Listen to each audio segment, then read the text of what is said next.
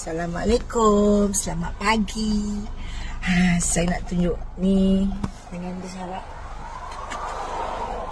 Saya teruja, okey, teruja. Ni jam 9.43 di Jalan Pertang, okey.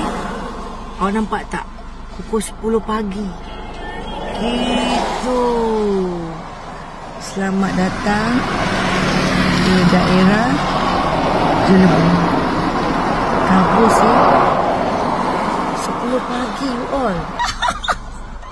I rasa macam pergi bercuti padahal nak pergi kerja ni. Kan dia? Kan? Ya, macam kita nak pergi Kundasang. Oh, macam lagi Kundasang. Tengok ni. Daerah Jelebung. Nampak tu? Nampak? Jam 10 pagi. Wow, sejuk. 10 pagi tau. Masya Allah.